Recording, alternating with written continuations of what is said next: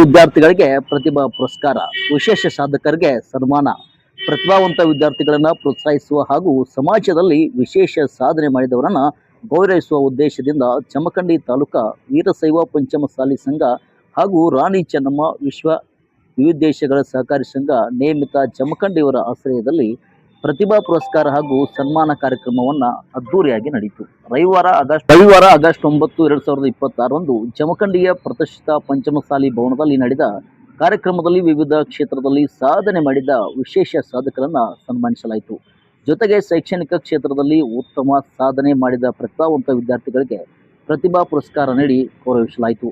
ಕಾರ್ಯಕ್ರಮಕ್ಕೆ ದರಿದೇವರ ಮಠ ಆಲ್ಗೂರು ಲಕ್ಷ್ಮಣ ಮುತ್ಯ, ಮುಂತಿನಕಂತಿ ಶ್ರೀಗಳು, ಹೋಳಿ ಮಠದ ಆನಂದ ದೇವರು, ಮಾಜಿ ಸಚಿವರಾದ ಮುರುಗೇಶ್ ನಿರಾಣಿ, ಸಂಗಮೇಶ್ ನಿರಾಣಿ, ಡಿವೈಎಸ್ಪಿ ಪಾಟೀಲ್ ಸಾಹೇಬರು ಸೇರಿದಂತೆ ಸಮಾಜದ ಗಣ್ಯರು ಹಾಗೂ ಮುಖಂಡರು ಮುಖ್ಯ ಅತಿಥಿಗಳಾಗಿ ಆಗಮಿಸಿದರು.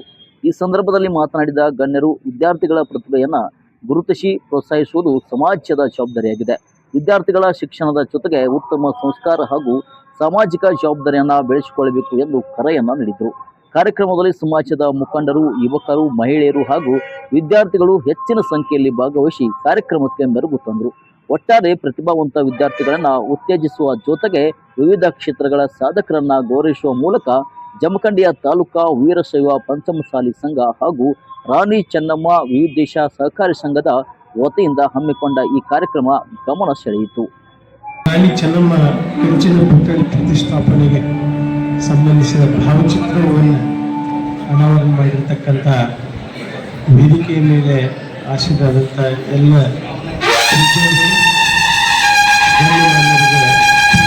ಧನ್ಯವಾದ. ತಮ್ಮೆಲ್ಲರಿಗೂ ಸ್ವೀಕರಿಸಿದಂಥ ಎಲ್ಲ ವಿದ್ಯಾರ್ಥಿಗಳಿಗೆ ಧನ್ಯವಾದಗಳು. ಮುಂದಿನ ಕಾರ್ಯಕ್ರಮ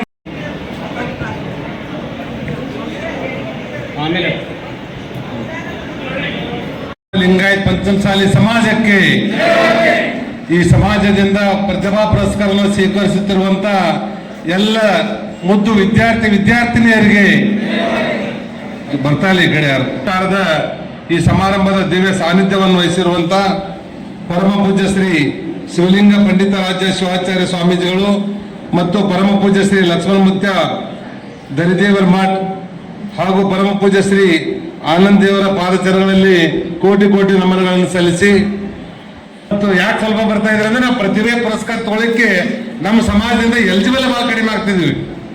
ಯಾಕಂದ್ರೆ ನಮ್ಮ 3 ಉದ್ಯೋಗ ಕಳಿಸಿ ಎಲ್ಲರೂ ಒಕ್ಕಲ್ತನ ಮಾಡೋದ್ರ ಕಡೆನ ಗಮನ ಇರ್ತಿತ್ತು. ನಾವು ಊಟ ಮಾಡುವಂಥದ್ದು ಸ್ವಲ್ಪ ಬಿರುಸಾರನೆ ಶಾಲೆ ಕಡೆ ಲಕ್ಷ ಇರ್ತಿರ್ಲಿಲ್ಲ. ನಾವು ಯಾವಾಗ ಅಲ್ಲೊಬ್ಬರು ಫಸ್ಟ್ ಕ್ಲಾಸ್ ಬಂದ್ರೆ ಆ ಓಣ್ಯಾಗ ಕುತ್ಕೊಂಡು ಹೇಳ್ತಿದ್ದೀವಿ, ಹುಡುಗ ಫಸ್ಟ್ ಕ್ಲಾಸ್ ಆಗ್ಯಾರ ನೋಡು, ಆ ಊರ ಫಸ್ಟ್ ಕ್ಲಾಸ್ ಆಗ್ಯಾರ, ಅವ್ರ ಬೀಗರ್ ಫಸ್ಟ್ ಕ್ಲಾಸ್ ಆಗ್ಯಾರ ಅಂತ ಹೇಳ್ತಿದ್ರಿಲ್ರಿ. ಇವತ್ತು ನಮ್ಮ ಜಮಖಂಡಿ ತಾಲೂಕದಲ್ಲಿ ಇನ್ನೂ ಬಹಳಷ್ಟು ಜನ ಪ್ರತಿಭೆಗಳಿದ್ದಂಥವ್ರು ಇವತ್ತು ಇಲ್ಲಿ ಬಂದಂಥವ್ರು ನೋಡಿದ್ರೆ ವೀರಶೈವ ಲಿಂಗಾಯತ್ ಪಂಚಮಸಾಲಿ ಅವರು ಸಹಿತ ಬೇರೆ ಮುಂದುವರೆದಂತ ಸಮಾಜಕ್ಕೆ ಯಾವುದರಲ್ಲಿ ಕಡಿಮೆ ಇಲ್ಲ ಅನ್ನುವಂಥದ್ದನ್ನ ಇವತ್ತು ತಾವು ತೋರಿಸ್ಕೊಡ್ತಾ ಇದ್ದೀರಿ. ಅದಕ್ಕೆ ನಿಮಗೆಲ್ಲ ಧನ್ಯವಾದಗಳು. ನಾವೆಲ್ಲ ಏನ್ ಮಾಡ್ತೀವಿ ಅಂದ್ರೆ ಪ್ರತಿಭಾ ಪುರಸ್ಕಾರ ಸಿಕ್ಕ ತಕ್ಷಣನೇ ನಮ್ಗೊಂದು 2 ಕೋಟಿ ಬಂದಂಗೆ ಆಗ್ಬಿಡ್ತದೆ. ನಮ್ಗಿಂತ ಮುಂದೆ ಯಾರು ಇಲ್ಲ ಅಂತ ಹೇಳಿ ಹಂಗಾಗಬಾರ್ದು. ಯಾಕಂದ್ರೆ ಇವತ್ತು ನೀವು ಪ್ರತಿಭಾ ಪುರಸ್ಕಾರವನ್ನು ಸ್ವೀಕಾರ ಮಾಡಿರುವಂತವ್ರು ನಯ ವಿನಯದಿಂದ ಇರ್ಬೇಕು. ದೊಡ್ಡವರಿಗೆ, ನಿಮ್ಮ ಶಿಕ್ಷಕರಿಗೆ, ನಿಮ್ಮ ಮನೆಯಲ್ಲಿರುವಂತವ್ರು ಇರ್ಬೋದು ಅಥವಾ ನಿಮ್ಮ ಯಾರೇ ಸಮೀಪದಲ್ಲಿರುವಂತವ್ರು ಅವ್ರಿಗೆಲ್ಲರಿಗೂ ನೀವು ಗೌರವ ಕೊಡುವಂತವ್ರು ಆಗ್ಬೇಕು. ಅಂದ್ರೆ ಒಂದ್ಸಲ ಕ್ರಿಕೆಟ್ ಮ್ಯಾಚ್ ನಲ್ಲಿ 6 ಹೊಡೆದ್ ಬಿಟ್ರೆ ಆಗೋದಿಲ್ಲ. ನಮ್ ಮ್ಯಾನ್ ಆಫ್ ದಿ ಮ್ಯಾಚ್ ಆಗ್ಬೇಕಂದ್ರೆ ಮುಂದಿನ ಬಾಲ್ 6 ಹೊಡಿಬೇಕು. ಚಲೋತ್ತಂಗ ನೀವು ಫೀಲ್ಡಿಗೆ ಬಂದಾಗ ಚಲೋತ್ತಂಗ ವಿಕೆಟ್ಗಳನ್ನ ಹಿಡಿಬೇಕು, ಬಾಲ್ ಹಿಡಿಬೇಕು, ವಿಕೆಟ್ ಕೀಪರ್ ಚೆನ್ನಾಗಿ ಮಾಡ್ಬೇಕು. ಅವಾಗ ನಾವು ಮ್ಯಾನ್ ಆಫ್ ದಿ ಮ್ಯಾಚ್ ಆಗ್ತೀವಿ. ಇವತ್ತು ನಾವೇನು SSLC ಒಳಗಿರ್ಬೋದು, PUC ಒಳಗಿರ್ಬೋದು, ಅತಿ ಹೆಚ್ಚು ಮಾರ್ಕ್ಸ್ ತಗೊಂಡಿದ್ರಂದ್ರೆ ಅದು ಒಂದೇ ಬಾಲಿಗೆ 6 ಹೊಡೆದಾಗ ನೀವು. ಯಾಕಂದ್ರೆ ಮುಂದಿನ ಬಾಲಿಗೆ ಬಂದಾಗ ಔಟ್ ಆದ್ರೆ ಅಂದ್ರೆ ಏನ್ ಮಾಡಕ್ ಬರ್ತೈತಿ. ಅದ್ರ ಸಲಾಗಿ ಇವತ್ತೇನ್ ತಾವು ಪ್ರತಿಭಾ ಪುರಸ್ಕಾರವನ್ನು ಸ್ವೀಕಾರ ಮಾಡತ್ತೀರಿ, ಇದು ಕೇವಲ ಅವ್ರು ಹಾಕುವಂತ ಹಾರು ಶಾಲು ಅಲ್ಲ. ನಿಮ್ಮ ಮೇಲೆ ಬಹಳ ಜವಾಬ್ದಾರಿ ಇದೆ. ನಿಮ್ಮೆಲ್ಲ ಜವಾಬ್ದಾರಿಗಳನ್ನ ಮುಂದಿನ ಜೀವನ ನಿಮ್ಗೆ ಯಶಸ್ವಿ ಆಗಲಿ. ಅದರ ಅಂಗವಾಗಿ ನಮ್ಮ ತಾಲೂಕದ ವತಿಯಿಂದ 18 ಜನ ವಿದ್ಯಾರ್ಥಿಗಳನ್ನು ಅವರು ಆಯ್ಕೆ ಮಾಡಿದ್ದಾರೆ. ಅಂದರೆ ನಮ್ಮ ಸಮಾಜಕ್ಕೆ ಕೊಟ್ಟಿದ್ದರು, ಆಯ್ಕೆ ಮಾಡಿದ್ದೀವಿ, ಅವರಿಗೂ ಸತ್ಕಾರ ಇಟ್ಕೊಂಡಿದ್ದೀವಿ. ಬೇರೆ ಬೇರೆ ಸಾಧಕರಿಗೂ ಸತ್ಕಾರ ಇಟ್ಕೊಂಡಿದ್ದೀವಿ. ದಯಮಾಡಿ ಒಂದು ವಿನಂತಿ, ಕಾರ್ಯಕ್ರಮ ಮುಗಿಯುವವರೆಗೆ ತಾವೆಲ್ಲರೂ ಶಾಂತ ರೀತಿಯಿಂದ ಕೂತು ಈ ಕಾರ್ಯಕ್ರಮವನ್ನು ಯಶಸ್ವಿ ಮಾಡಬೇಕು ಅಂತೇಳಿ ತಮ್ಮಲ್ಲಿ ವಿನಂತಿ ಮಾಡ್ತಿದ್ದೇವೆ. ಭಕ್ತಿ ಪಕ್ಷ, ನನ್ನ ಸೂತ್ರ ಸಮನ್ವಯ ಸೂತ್ರ, ನನ್ನ ಜೈಕಾರ ಮಾನವೀಯತೆ ಜೈಕಾರ, ನನ್ನ ಈಶ್ವರ ಶ್ರೀ ಗುರು ಬಸವೇಶ್ವರ. ಪ್ರಾತಸ್ಮರಣೀಯ ಬಸವಾದಿ ಪ್ರಮಥರನ್ನ, ಎನ್ನ ಆರಾಧ್ಯ ಗುರುದೇವ ಹಾನಗಲ್ಲ ಗುರುಕುಮಾರ ಶಿವಯೋಗಿಗಳನ್ನ, ಪಂಚಮಸಾಲಿ ಸಮಾಜದಲ್ಲಿ ಹುಟ್ಟಿ ನಮ್ಮ ಭಾರತದ ಸ್ವತಂತ್ರಕ್ಕಾಗಿ ಹೋರಾಡಿರ್ತಕ್ಕಂಥ ವೀರ ಮಹಿಳೆ ಕಿತ್ತೂರು ರಾಣಿ ಚೆನ್ನಮ್ಮನನ್ನ ಹೃದಯ ಮಂದಿರದಲ್ಲಿ ಸ್ಮರಣೆ ಮಾಡಿ, ನಮ್ಮ ಒಲೆಮಠದ ಗುರುಗಳಾದ ಅಭಿನವ ಕುಮಾರ ಚನ್ನಬಸವ ಮಹಾಸ್ವಾಮಿಗಳನ್ನು ಸ್ಮರಣೆ ಮಾಡಿ, ಪಂಚಮಸಾಲಿ ಸಮಾಜವು ಈ ಪ್ರತಿಭಾ ಪುರಸ್ಕಾರ ಕಾರ್ಯಕ್ರಮವನ್ನು ಬಹಳ ಅತಿ ವಿಜೃಂಭಣೆಯಿಂದ ಜಾತ್ರೆಯ ರೀತಿ ಒಳಗೆ ಈ ಕಾರ್ಯಕ್ರಮವನ್ನು ಮಾಡ್ತಾ ಬಂದಿದೆ. ಪಂಚಮಸಾಲಿ ಸಮಾಜ ಅಂತಂದ್ರೆ ಇದು ಒಂದು ಒಕ್ಕಲತನವನ್ನು ನಂಬಿ ಬದುಕುವಂಥ ಸಮಾಜ, ಹೊಲದೊಳಗೆ ಬಿತ್ತುವಂಥ ಸಮಾಜ, ರೈತಾಪಿ ಸಮಾಜ. ಇದು ಬಿತ್ತಿ ಬೆಳೆಯನ್ನು ತೆಗೆದು ಎಲ್ಲರ ಬಾಯಿಗಳಿಗೆ ಅನ್ನ ಹಾಕುವಂಥ ಸಮಾಜ, ಅದು ಪಂಚಮಸಾಲಿ ಸಮಾಜ ಅಂತಕ್ಕಂಥದ್ದು ಅರ್ಥ ಮಾಡ್ಕೋಬೇಕು.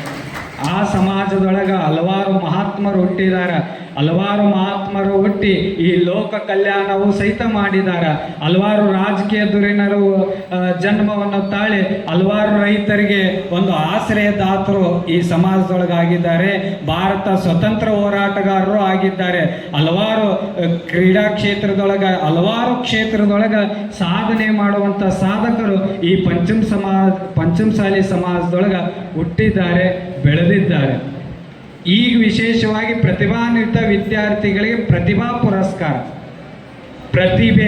ಪ್ರತಿಭೆಗಳನ್ನು ಗುರುತಿಸಿ ಅವರಿಗೆ ಒಂದು ಪುರಸ್ಕಾರ.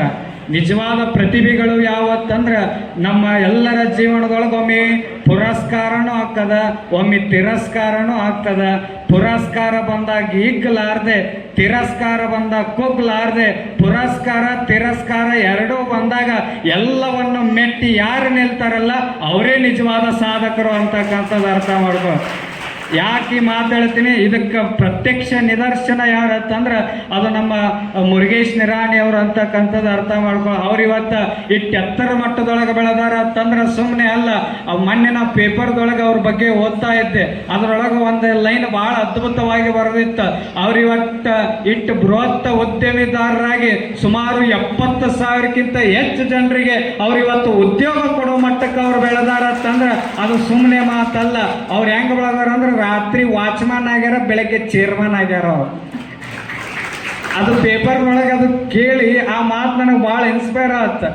ಅವರು ಫ್ಯಾಕ್ಟ್ರಿ ಕಟ್ಟಿ ಫ್ಯಾಕ್ಟ್ರಿ ಒಳಗೆ ಕುಂತ್ಕೊಂಡು ರಾತ್ರಿ ಏನಾಗ್ತಿದ್ರಂದ್ರೆ ವಾಚ್ಮನ್ ಆಗ್ತಿದ್ರಂತ, ಬೆಳಗ್ಗೆ ಆದ್ರಂತಂದ್ರೆ ಅದ ಫ್ಯಾಕ್ಟ್ರಿ ಚೇರ್ಮನ್ ಆಗ್ತಿದ್ರಂತ. ಅವ್ರು ಅಂಥ ಎತ್ತರ ಮಟ್ಟದೊಳಗೆ ಅವ್ರು ಹಂಗೆ ಬೆಳೆದಾರ ಅಂತಂದ್ರೆ ಅವ್ರು 60 ಮಾರ್ಕಸ್ ಅಟ್ಟ ತೊಗೊಂಡಾರ. ಇವತ್ತು 100 ಮಾರ್ಕಸ್ ಆದವ್ರು ಪ್ರಶಸ್ತಿ ಕೊಡಾಕತ್ತಾರೆ. ಇದೇ ನಿಜವಾದ ಸಾಧನೆ. ಅವ್ರ ಮುಖಾಂತರ ತಿಳ್ಕೊಬೇಕು. ನಮ್ಮ ಜೀವನದೊಳಗೆ ಬರೀ ಕೋರ್ಸ್ಗಳು ನಾವು ಡಿಗ್ರಿ ಮುಗಿದ್ಮೇಲೆ ಒಮ್ಮೆ ಒಬ್ಬ ಡಾಕ್ಟ್ರವರು ಆಪ್ರೇಷನ್ ಮಾಡಕತ್ತಿದ್ರಂತ.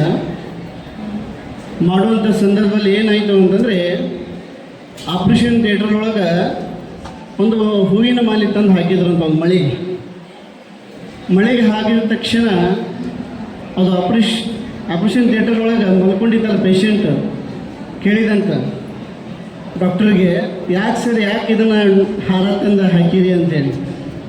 ಅದಕ್ಕೆ ಡಾಕ್ಟ್ರು ಹೇಳಿದಂತ, ನೋಡು, ಫಸ್ಟ್ ಟೈಮ್ ನಾನು ಆಪ್ರೇಷನ್ ಮಾಡಕತ್ತೀನಿ,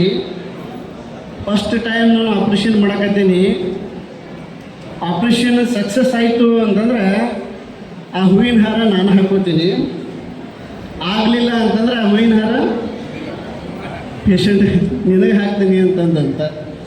ಯಾಕೆ ಮಾತನ್ನು ಹೇಳಕತ್ತೀನಿ ಅಂತಂದರೆ ಇವತ್ತು ಈ ಕಾರ್ಯಕ್ರಮದಲ್ಲಿ ಬಂದು ಪಾಲ್ಗೊಂಡಿರ್ತಕ್ಕಂಥ ಎಲ್ಲರೂ ಕೂಡ ಪ್ರಾಸ್ತಾವಿಕ ನುಡಿ ಹಿಡ್ಕೊಂಡು ಏನು ಸಾನ್ನಿಧ್ಯಪರ ವಿಚಾರಗಳನ್ನು ಕೂಡ ಭಾಳಷ್ಟು ಸುಂದರವಾಗಿ ಮಾತಾಡಿದ್ದಾರೆ. ಇಂತಹ ಸಂದರ್ಭದಲ್ಲಿ ನಮಗೂ ಕೊನೆಗೆ ಭಾಷಣಕ್ಕೆ ವೇದಿಕೆ ಕೊಟ್ಟಾರೆ. ಮಾತಾಡೋದು ಭಾಳ ಕಷ್ಟ ಆಗುತ್ತೆ, ಯಾಕಂದರೆ ಆನಂದ್ ದೇವರು ಇನ್ನೂ ಸ್ವಲ್ಪ ಉಳಿಸೇ ಇಲ್ಲವರು ಎಲ್ಲ ಹೇಳೇ ಬಿಟ್ಟಿದ್ದಾರೆ ನಿಮ್ಗೆ.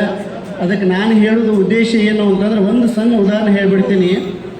ನಮ್ಮ ದೇಶದ ಸಂಸ್ಕೃತಿ ಪರಂಪರೆ ಹೇಗೆ ಮೊದಲು ಹೇಗಿತ್ತು ಈಗ ಹೇಗಿದೆ ಅಂತಂದರೆ, ಒಂದು ದಿವಸ ಏನು ಮಾಡಕತ್ತಿದ್ದು ಅಂತಂದರೆ ಎಲ್ಲ ದೇಶದ ಕಪ್ಪಿಗಳನ್ನು ಪ್ಯಾಕ್ ಮಾಡಕತ್ತಿದ್ರಂತ. ಎಲ್ಲ ದೇಶದ ಕಪ್ಪಿಗಳನ್ನು ಒಂದು ಬಾಕ್ಸಿನೊಳಗೆ ಪ್ಯಾಕ್ ಮಾಡಕತ್ತಿದ್ರಂತ. ಇವತ್ತು ಜರ್ಮನ್ ದೇಶದ ಕಪ್ಪಿಗಳನ್ನು ತಗೊಂಡು ಪ್ಯಾಕ್ ಮಾಡಿ ಅದನ್ನ ಮ್ಯಾಲೆ ಪ್ಯಾಕ್ ಮಾಡಕತ್ತಿದ್ರು. ಅವರು ಕಪ್ಪಿಗಳನ್ನು ಹಾಕಿ ಪ್ಯಾಕ್ ಮಾಡಕತ್ತಿದ್ರು. ಅಮೇರಿಕಾದ ದೇಶದ ಕಪ್ಪಿಗಳನ್ನು ಕೂಡ ಪ್ಯಾಕ್ ಮಾಡಕತ್ತಿದ್ರು. ಆದರೆ ಭಾರತದ ದೇಶದ ಕಪ್ಪಿಗಳನ್ನು ಮಾತ್ರ ಹಂಗೆ ಬಿಡಕತ್ತಿದ್ರಂತ. ಹಂಗೆ ಬಿಡುವಂಥ ಸಂದರ್ಭದಲ್ಲಿ ಒಬ್ಬ ವ್ಯಕ್ತಿ ಕೇಳಿದಂತ, ಸರ್ ಎಲ್ಲ ದೇಶದ ಕಪ್ಪಿಗಳನ್ನು ನೀವೆಲ್ಲ ಪ್ಯಾಕ್ ಮಾಡಕತ್ತೀರಿ, ಆದರೆ ಭಾರತ ದೇಶದ ಮಾತ್ರ ಈ ಕಪ್ಪಿಗಳನ್ನ ಯಾಕೆ ಓಪನ್ ಆಗಿ ಇಡಕತ್ತೀರಿ ಅಂತಂದಾಗ ಆ ವ್ಯಕ್ತಿ ಹೇಳಿದಂತ, ನೋಡ್ರಿ ಇವತ್ತು ಜರ್ಮನ್ ದೇಶದಾಗ ಯಾವ ವ್ಯಕ್ತಿ ಮುಂದೆ ಹೋಗ್ತಾನಂತಂದ್ರೆ ಹಿಂದೆ ಸಪೋರ್ಟ್ ಮಾಡ್ತಾರೆ, ಅವ್ರಿಗೆ ಎಬ್ಬಿಸ್ತಾರೆ, ಕಳಿಸಿಬಿಡ್ತಾರೆ. ಆದರೆ ಎಲ್ಲ ದೇಶದ ಕಪ್ಪಿಗಳಿಗೆ ಹೆಂಗಾಗೈತೆ ಅಂದ್ರೆ ನಮ್ಮ ದೇಶದ ಕಪ್ಪಿಗಳನ್ನ ಯಾಕೆ ಹಂಗೆ ಬಿಟ್ಟಾರಂತಂದ್ರೆ ಈ ಭಾರತ ದೇಶದೊಳಗೆ ಯಾರಾದರೂ ಮುಂದೆ ಹೊಂಟರು ಅಂತಂದ್ರೆ ಕಾಲು ಹಿಡಿದು ಜಗ್ತಾರೆ ಅಂತ ಹೇಳಿ ಈ ಕಪ್ಪಿಗಳಿಗೆ ಪರಿಸ್ಥಿತಿ ಹೆಂಗೈತೆ ಅಂತ ಹೇಳ್ತಾರೆ. ಕಪ್ಪಿಗಳಿಗೂ ಕೂಡ ಯಾಕೆ ಪ್ಯಾಕ್ ಮಾಡಲ್ದ ನಾವು ಇಟ್ಟಿವಿ ಅಂತಂದ್ರೆ ಯಾವುದಾದ್ರೂ ಒಂದು ಕಪ್ಪಿ ಮ್ಯಾಲೆ ಜಿಗಿತೈತೆ ಅಂತಂದ್ರೆ ತಳಕಾಗ ಹಿಡ್ಕೊಂಡು ಕುದ್ದಿರ್ತಾರಂತ. ಅದಕ್ಕೆ ನೀರಾವರಿಯನ್ನು ನಮ್ಮ ಮುರುಗೇಶ್ ನಿರಾಣಿ ಅವ್ರು ಬಂದು ಅವರು 11 ಲಕ್ಷ ರೂಪಾಯಿಗಳನ್ನು ಅಲ್ಲಿ ದೇಣಿಗೆ ಕೊಟ್ಟು ಇವತ್ತು ಆ ಕೆಲಸವನ್ನು ಮುಗಿಸುವಂಥ ಕೆಲಸ ಮಾಡತ್ತಾರೆ. ಅದು ನಮ್ಮ ಸಮಾಜಕ್ಕೆ ಅಷ್ಟಲ್ಲ, ಎಲ್ಲ ರೈತ ಬಾಂಧವರಿಗೆ ಸಹಿತ ಮುರುಗೇಶ್ ನಿರಾಣಿ ಅವರು ಅಂಥ ಕೆಲಸಗಳನ್ನು ಮಾಡ್ತಾ ಇದ್ದಾರೆ. ಅಂಥ ರತ್ನವನ್ನು ನಮ್ಮ ಕ್ಷೇತ್ರಕ್ಕೆ ಬರಲಿ ಅಂತ ನಾ ಆಸೆ ಪಡ್ತಿದ್ದೆ.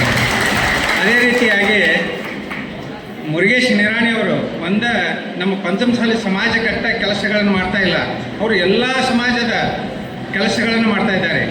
ಈಗ ನೆನಪಿಸ್ಕೋಬೇಕು, ನಮ್ಮ ಮಠ ಸ್ಥಾಪನಾ ಆಗಿತ್ತು. ಸ್ಥಾಪನಾ ಟೈಮ್ದಾಗ ಒಬ್ಬರಿಗೆ ಹೆಸರು ಹೇಳಂಗಿಲ್ಲ, ಒಬ್ಬರಿಗೆ ಹೇಳಿದೀವಿ ನಮ್ಮ ಮಠಕ್ಕೆ ಲೈಟ್ ಇಲ್ಲಪ್ಪ, ಲೈಟ್ ಮಾಡಿಕೊಡ್ರಿ ಅಂತ ಹೇಳಿದೀವಿ.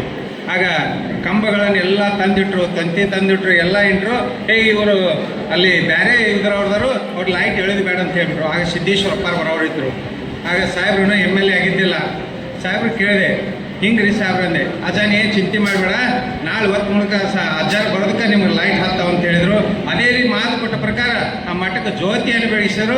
ಅದೇ ರೀತಿಯಾಗಿ ಅವರಿಗೆ ಆ ಮಠದ ಆಶೀರ್ವಾದ ಸದಾ ಇರುವುದರಿಂದ ಇನ್ನೂ ನಮ್ಮ ಕರ್ನಾಟಕದಲ್ಲಿ ಅವರು ಮುಖ್ಯಮಂತ್ರಿ ಆಗಲಿಕ್ಕೆ ಹಾರೈಸ್ತಾ ಇದ್ದೇನೆ.